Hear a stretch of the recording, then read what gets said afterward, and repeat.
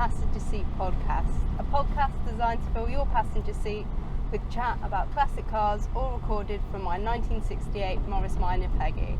I'm Becca and I'm on my way home from dropping off some holiday little gifts and bits and bobs to my parents and my sister after I've been to the Netherlands last week. And I'm here today to tell you all about the adventure that we had over there in Peggy and what we got up to. There'll be a couple of podcasts about this little trip because it was such an exciting trip, and I think you guys will want to hear quite a few things about it. So this podcast will be kind of what we got up to, where we went to. I'm also taking questions about the experience. So if you've got anything that you'd like to know about driving in the Netherlands, taking a classic car over to the Netherlands, or anything that I tell you about today, please let me know down in the comments on the YouTube, or drop me a message over on any of my social media, and I will include them in a podcast next week. But in the meantime, let's get on with today's podcast, which is all about what we got up to.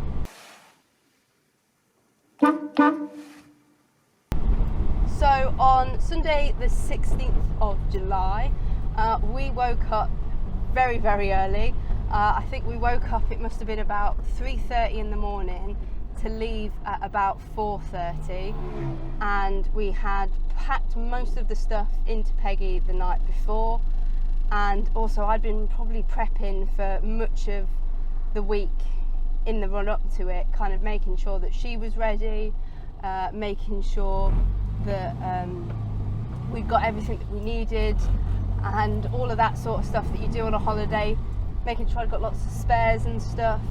And also talking to a friend of mine who's recently gone over to the Netherlands in a classic car, and just getting a little bit of advice and stuff off of them as well. And yeah, so it had been a big build up for us, and then we left at 4:30 in the morning to head down to Haar, saw the sunrise and everything, to catch the ferry.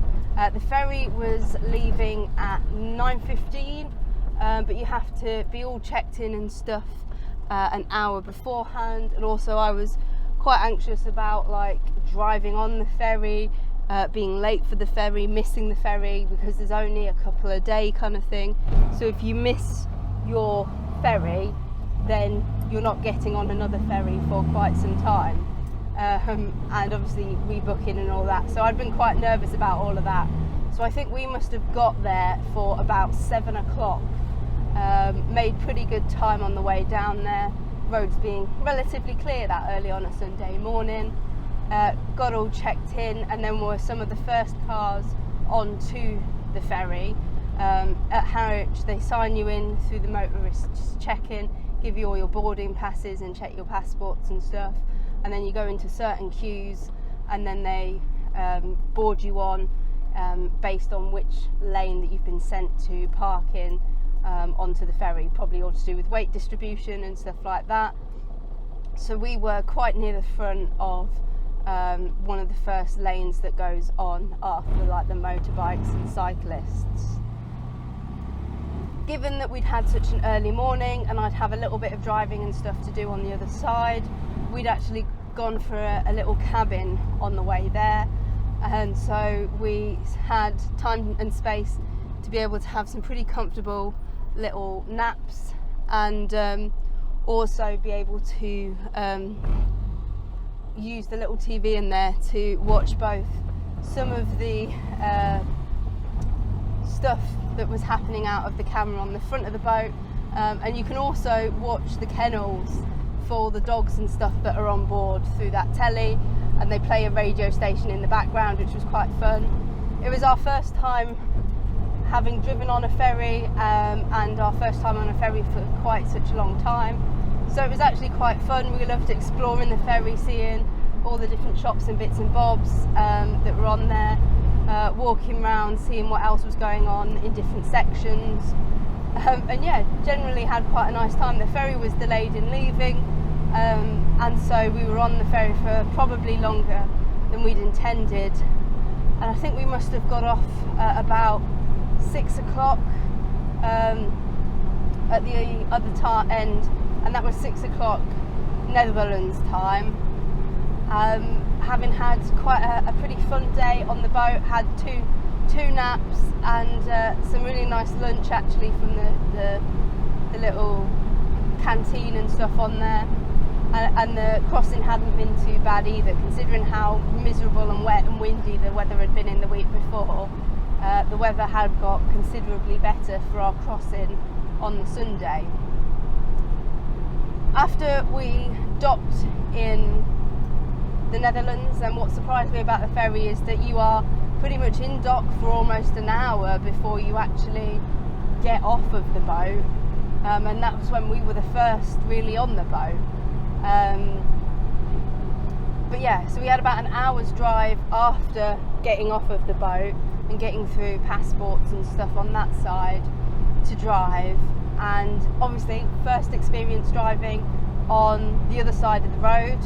There's also two very strange roundabouts just as you get out that I'm sure make perfect sense if you are knowing where you're going and you're familiar with those sorts of roundabouts, but my gosh, they were a bit of a baptism of fire for me. But once we got onto, I think it's the A4 over there, which was pretty much a straight A4 all the way to our first hotel, I really started to enjoy it actually. The roads, I will probably mention this so many times in this podcast and the next podcast, absolutely excellent. We had a fantastic time when we were driving.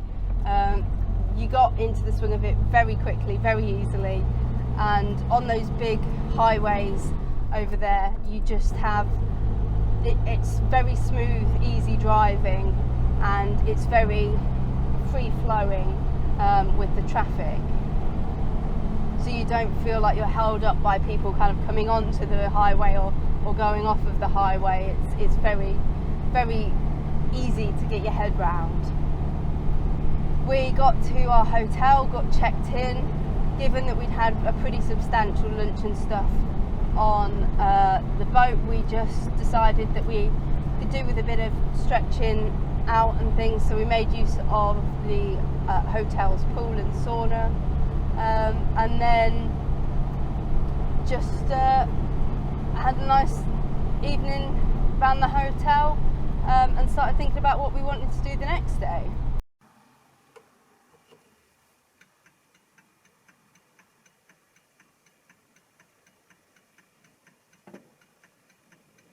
Now, our first hotel was pretty close to Amsterdam, because we wanted to do quite a lot of bits and pieces up and around there in the first half of our trip.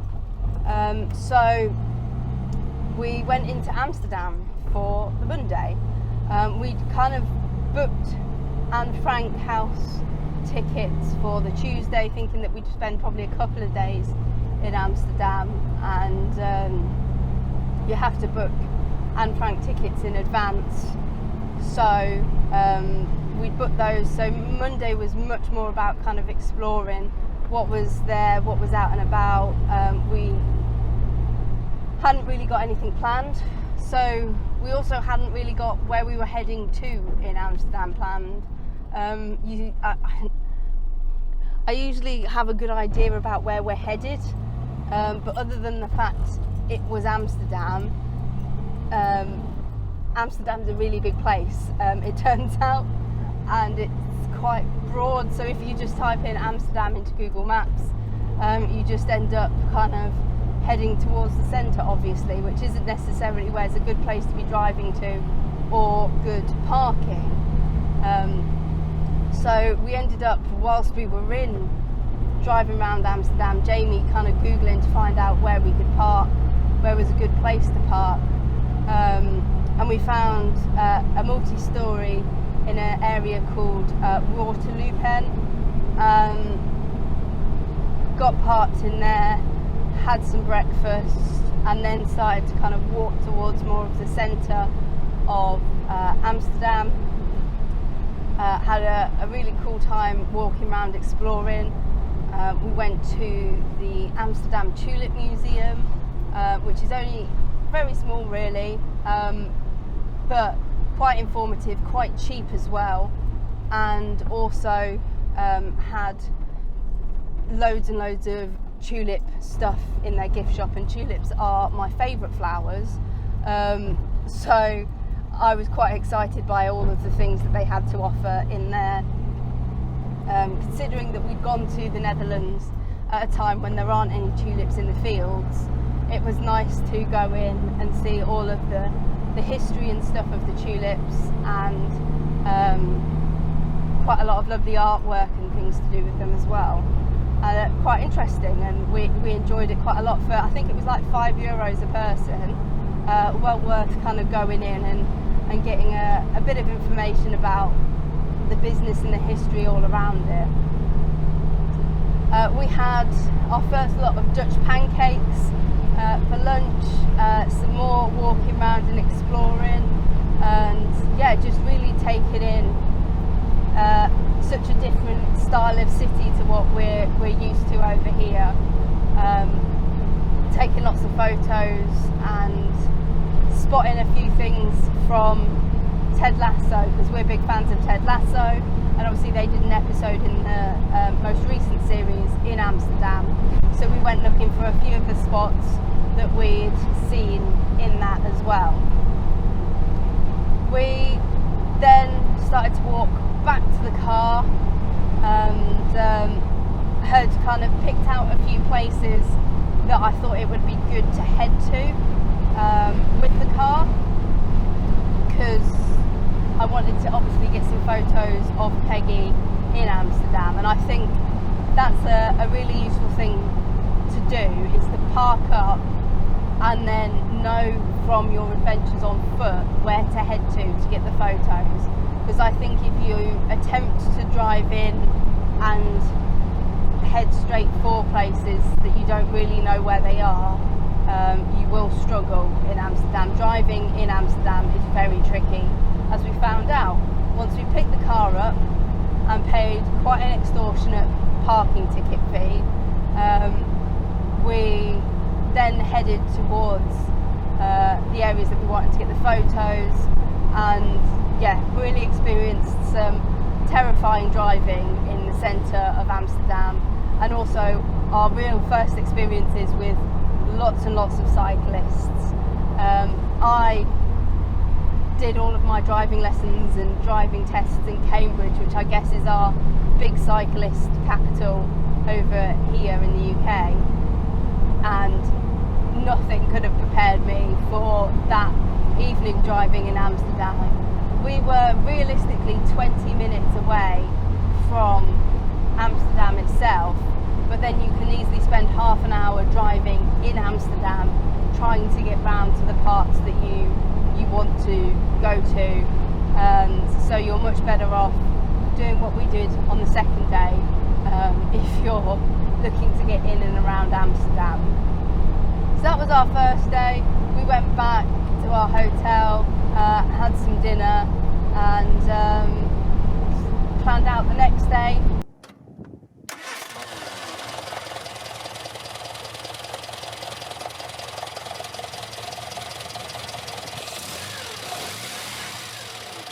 Much of the same, some exploring of Amsterdam in the morning and some Anne Frank House in the afternoon.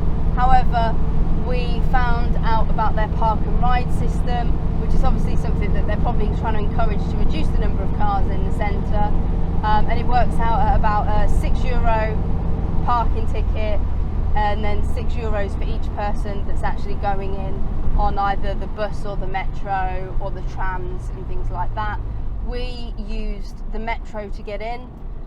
It was obviously a lot less stressful, a lot more straightforward, very quick, and so we did drive maybe 20 minutes from our hotel near the airport to the park and ride, if that, and then it was maybe 10 minutes on the tube metro, if that, after that. So really straightforward, really easy, and I would definitely recommend doing that, saving yourself a lot of money, and then going in and doing a bit of driving around if you want to get those photos in the centre of Amsterdam. But there are other places that look a lot like Amsterdam that are less stressful to drive in, which we'll get onto in some of the days of this trip.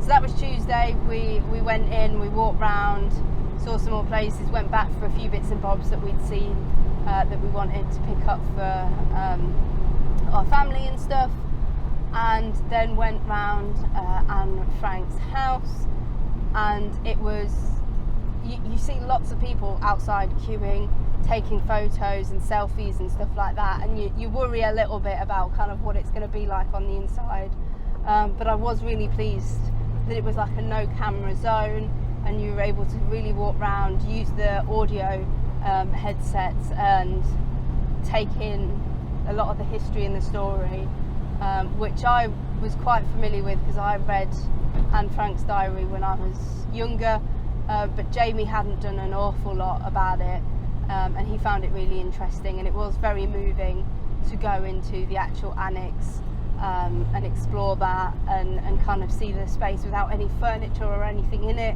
which is how Otto Frank chose to display it. And yeah, you really think about, well, how cramped it would be with that amount of people in it and all furniture and everything for the 2 years that they were in there. And it's, yeah, a really, really lovely display and way of preserving it, and it was a lot better than the people who were outside taking selfies with the sign made me think about it. So that was good. We went for a bit more of a walk. We had a lovely meal in kind of the little Chinatown part of Amsterdam, and then headed back to our metro to head out of the city to get in the car and head back to our room.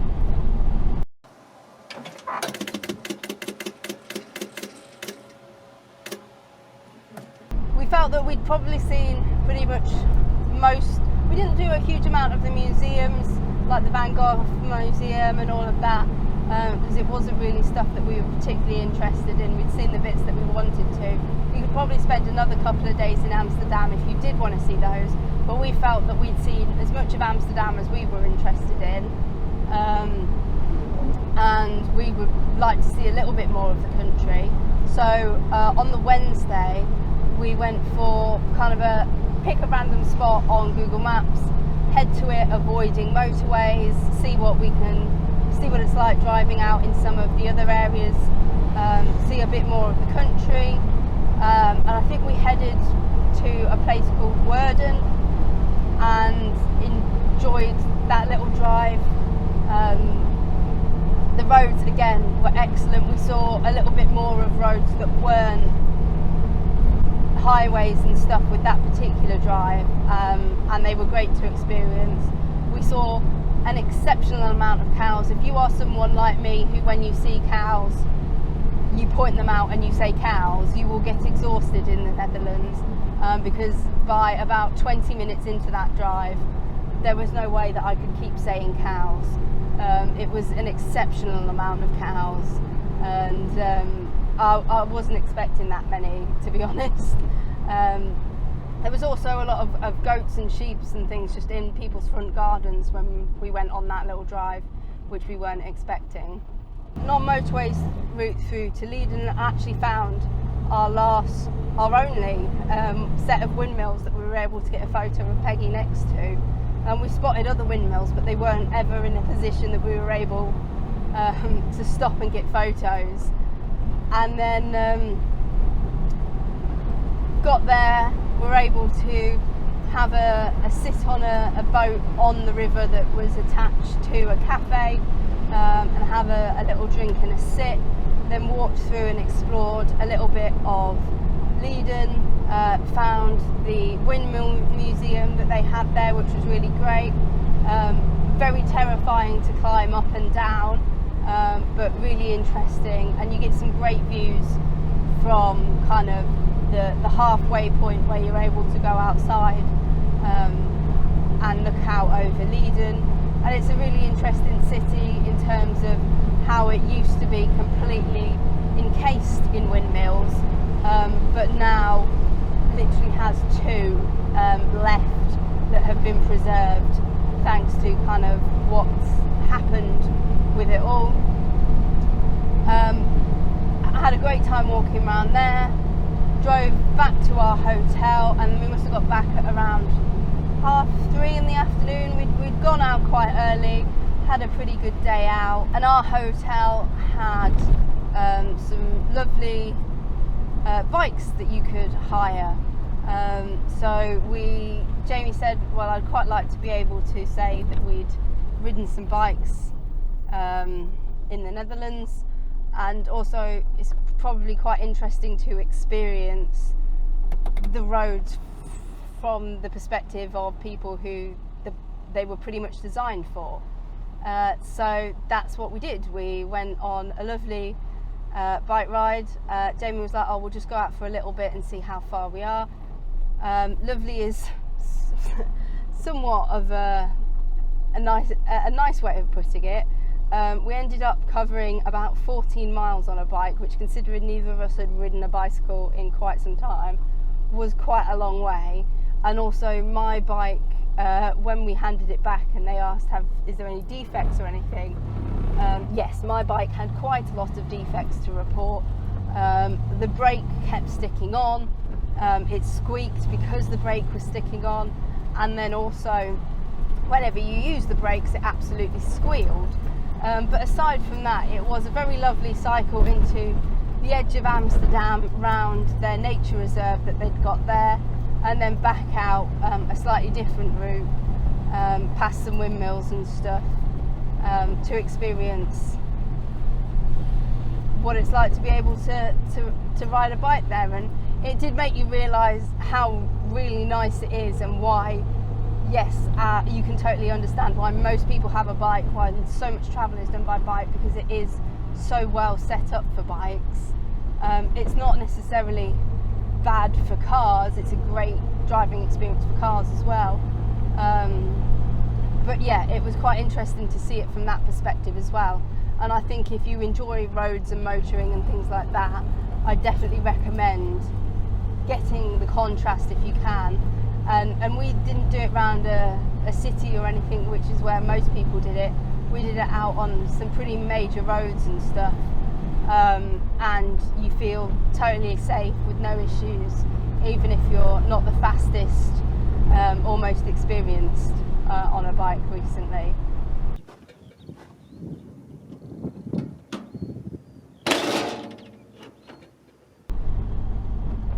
On Thursday we headed into Utrecht, which was a recommendation actually from a fellow Morris Minor young member who has been over to the Netherlands quite a bit with his family, and said it was absolutely beautiful. So having learnt from our kind of experiences in the other cities, we found a big multi-storey car park and headed straight for there to park Peggy up, and then went for a walk round. And Elliot was absolutely right, it is an absolutely stunning city with some absolutely beautiful architecture, some beautiful buildings, and I absolutely loved it. They've got a big tower called the Dom Tower, which I think is quite an important part of the city's history, but it's actually under restoration at the moment. But if you're planning on going in 2024 for your summer holiday, it should be unveiled by then. But even so, even if it's not, every gift shop, everything has loads and loads of replicas of this tower, so you'll definitely know what it looks like under all of the scaffolding regardless. We had a lovely lunch there, and really loved walking around and taking photos of some of the really beautiful buildings. Then went and picked Peggy up and brought her to a couple of parts that I figured were quite easy to get to in my car, and took some really lovely photos of Peggy. And again, if you're after photos of a car next to a canal in the Netherlands, I would say that Leiden or Utrecht would offer just as beautiful photos as Amsterdam,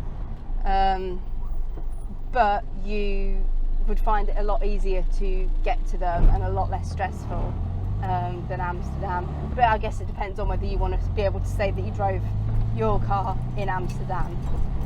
But I would definitely still visit Utrecht, because it was absolutely beautiful and an absolutely stunning thing to go and take in. On our way out of Utrecht, after we'd got some photos of Peggy there, we also went past a castle called Castle de Haar, and we'd seen it advertised in their kind of tourist information, and wanted to go and see what it was like, see if we could get some photos and stuff. And we actually enjoyed it so much from what we could see that we came back on the Sunday, but we'll get to that.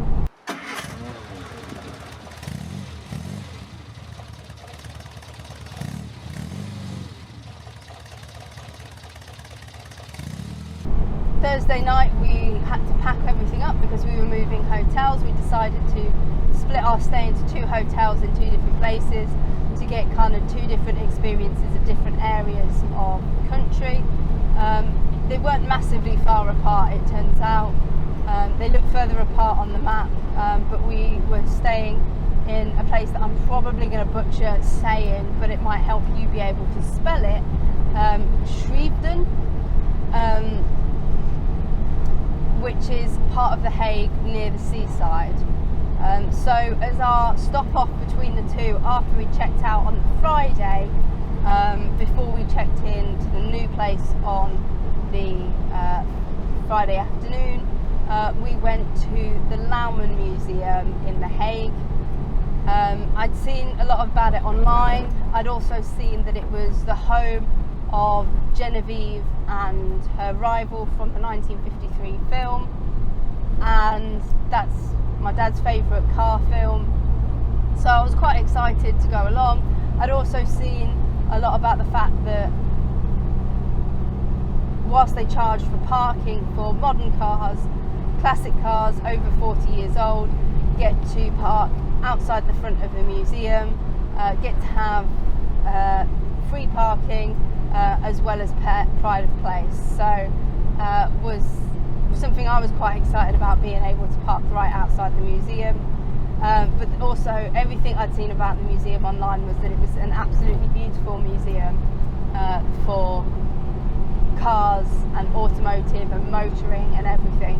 So I was really excited for the Louwman Museum, and it disappointed a little bit because unfortunately Genevieve and her Spiker double photon rival are off display at the moment, I think preparing for the London to Brighton run, where they're going to come and do it again. But honestly, it was the most beautiful museum. It had some of the best displays of anything motoring, automotive art, as well as all of the beautiful and unusual vehicles, and so many veteran vehicles as well. It was just amazing.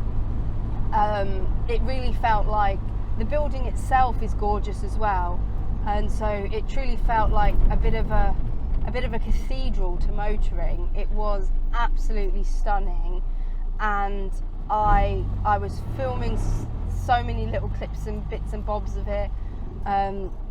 It was just, I don't even know if I can put into words how very, very moving the museum was for someone who loves vehicles, just to see how much effort and kind of thought had gone into a lot of the displays. And if you're interested, then I will talk in another podcast a little bit more about some of the vehicles that they have there, some of the stories that stood out to me, some of the things I really enjoyed, and yeah, just talk about what a gorgeous museum it is, because I know that a lot of my listeners are British, so might not have been over there. So you'll want to hear lots about it and find out whether it's worth you making the trip over. I'll tell you now, it's absolutely worth it. It is a beautiful museum, but I can understand you might need a little bit more persuading. So let me know. I will by all means do some more talking about it and another podcast on it if you'd like. But we also had 3 really lovely experiences with people there, and it is that thing of cars bringing people together. Not long after we parked up outside the front, given that Peggy was on display outside the front with a traction Avant, we decided that she'd been parked outside and out in some rain and stuff like that all this week, so we'd just give her a little spruce up with some waterless wash. And whilst we were doing that, a man and his son, young son, came up to us, and they were very excited because the Dutch gentleman had lived out in New Zealand when he was younger, and his girlfriend at the time had driven and enjoyed Morris's, and he'd driven some of them with her too, and he'd loved driving Morris Minors so much that when he'd come back, he'd got married, he'd had a son, and the son was called Morris, and Morris was with him, and they were so excited to see a Morris Minor at the museum, because there isn't actually a full one on display. There is a little ceramic one, but they had some lovely photos with Peggy. I let Morris have a sit inside and get some photos inside as well, and it was great talking to them about his fond memories of driving Morris Minors over in New Zealand, and also hopefully making some memories for young Morris in a car that he's named after. So that was really lovely. And then we went round the museum and had a brilliant time and had an amazing lunch in their absolutely stunning cafe that I will not stop talking about. It was absolutely beautiful. You're sat on a themed street, and it's absolutely just so immersive and brilliant, and my favourite cafe in a museum, I think, ever. So we did all of that, and then we were coming out into the kind of final display area, which is also an area that you walk out of to walk through to get to kind of the start of the museum. And a man came up to us and said that he recognised the car, and it was really lovely. It was great to speak to them. It was a man, his wife, and their daughter, I think, who had come to the museum. I believe they were also possibly on holiday, but they'd recognised the car from YouTube, and honestly I would not have believed that it had actually happened, and Jamie would not have believed it actually happened if he wasn't stood next to me when it was.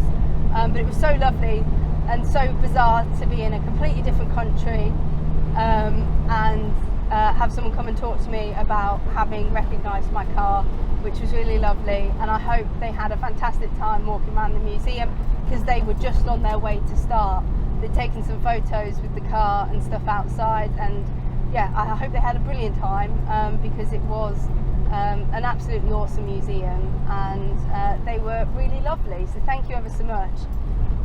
And then one of the guides who had overheard us having the conversation about the fact that the car out the front was mine, came up to me and said that, is it your Morris Minor out front? And I said, yep. And it turns out that he had quite recently bought his own Morris Minor all the way from Sweden, and he showed me some photos. It was an absolutely stunning Morris Minor, and it was absolutely gorgeous. And we had a lovely chat about Morris Minors, about his first few months of ownership, all of the stuff that we'd done with Peggy, and it was really nice to have a lovely conversation about cars that had obviously transcended us having different first languages, me being in a different country, and yeah, truly the cars were bringing us together on that day.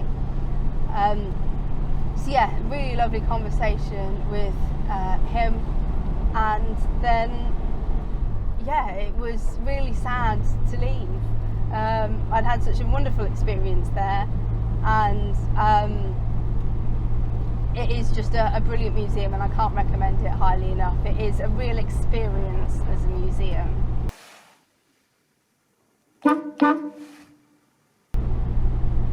So then we left, drove really not very far to our second hotel, which was the Grand Amarath Kurhaus on the seafront.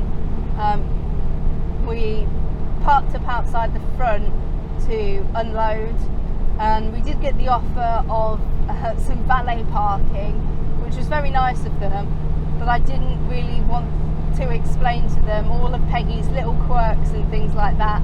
It was going to be a little bit more difficult than the BMW or whatever that he'd just parked. So I decided that it was okay, I'll park my car myself just around the corner in another car park that was nearby, and was actually a little bit cheaper, which turned out to be quite important on this holiday as it happened.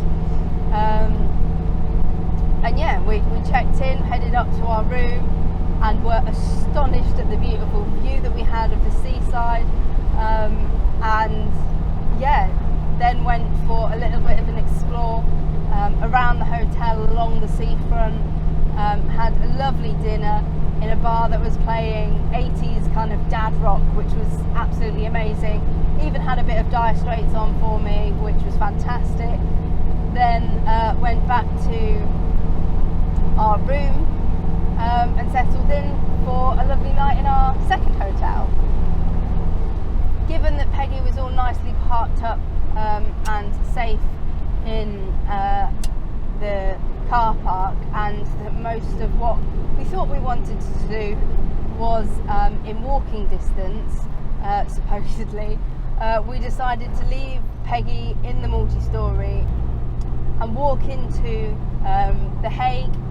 We headed for the Madurodam, which is basically a miniature village with a few other attractions, because we thought it'd be a good way to see a few bits and pieces that we'd already seen, a bit in miniature, but also see a few other parts of the Netherlands in miniature, some key features and tourist attractions that we otherwise hadn't got to see up until this point. Not far from there was also the International Courts of Criminal Justice, or Peace House as it's sometimes referred to. So we walked over there, which obviously was quite nice to see given my day job as a criminology lecturer. And then we found that the tram was right next to it and went straight to outside of our hotel. And given that I think we were on something like 17,000 steps at that point, it seemed like a very good idea to get the tram back. And it only cost us something like €1 45 or something, so it was quite nice, a bit cramped, but nice to rest our feet for sure. We got back, went for some dinner along the seafront in another restaurant, and explored the pier and stuff in Shrieven, and then headed back to our room.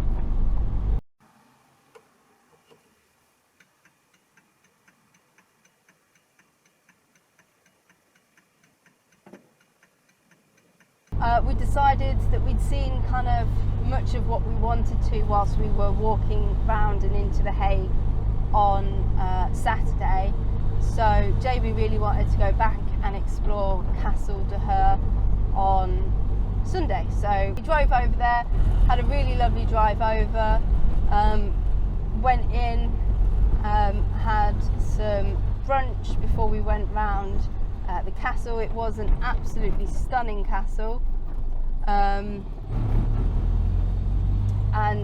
Yeah, really enjoyed walking around it and seeing kind of some of the history.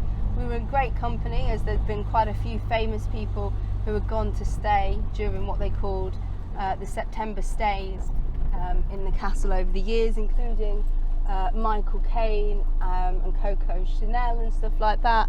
So quite an interesting place with quite an interesting history. and then got some photos and stuff, walked around the castle grounds, and then yeah, had a fantastic day there. Took a bit of a detoured route home before heading back and yeah, packing ourselves up, because it was Sunday, and we were getting the ferry home the following day.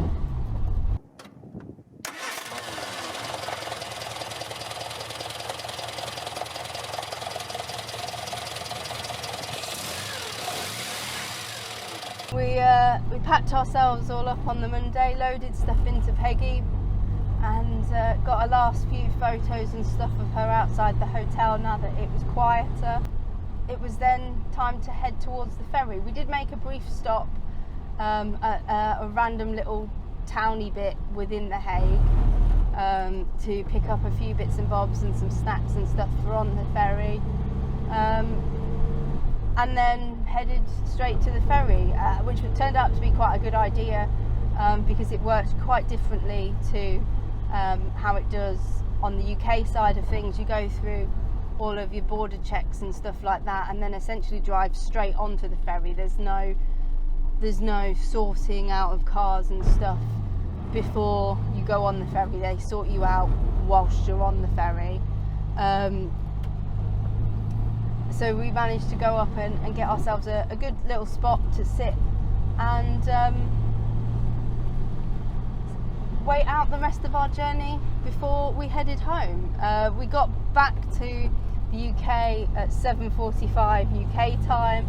It took us about 2.5 hours to get home from Harwich, so we got home quite late, especially as there was some delays and all sorts due to road closures and stuff that were happening in the evening. And yeah, that was our adventure over to the Netherlands complete. It was an absolutely fantastic trip. I hope you can tell that from my excitement about the adventure that it was really wonderful. We had an absolutely amazing time. We covered 944 kilometres, which sounds very impressive, but when you obviously convert that into miles, I think it turns out to be like 540 or something,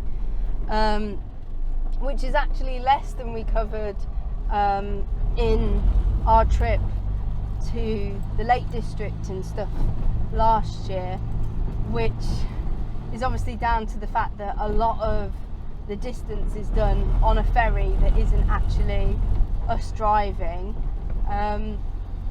And perhaps due to the fact that we split our time between two hotels, so made ourselves a little bit closer to some of the stuff. And also the fact that their roads are quite direct, so stuff that seemed quite distant, you were there quite quickly and quite easily, straightforward. So it was a good time. And whilst I'd built it up quite in my head, it turned out to be really quite straightforward. It's certainly something to say that we've done. It was a fantastic place to go and visit. We really enjoyed going to the Netherlands, and I suspect we'll want to go back at some point to see a little bit more of it, and also to go back to the roads, because whilst I'm driving around and doing all of this, it's really not the same. Literally the minute that I got off of the ferry, I was like, oh my gosh, I missed the roads over in the Netherlands. It was such a lovely experience driving over there.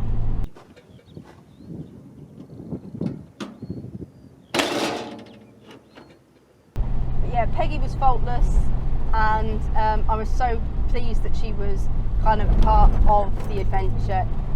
And we did get quite a few thumbs up as we drove along. The highways over there, obviously some lovely conversations with people, and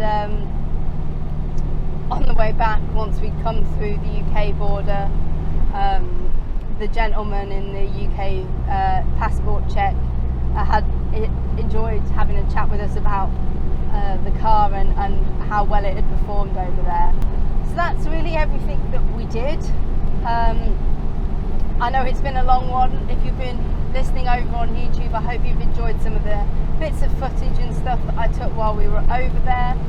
If you've got any questions about what it's like to take a car over there and to drive your classic abroad, anything like that, obviously a lot of that kind of more generic stuff was covered in the podcast with Steph that we did a few weeks back, where she gave me some advice. But I certainly learned a lot whilst I was over there, and I've already made some notes about some stuff that I think will be helpful for anyone who's interested in it. But if you've got anything that you're interested in or anything you'd like to hear more about, please let me know and I will absolutely cover that for you. But in the meantime, drive safely and happy motoring.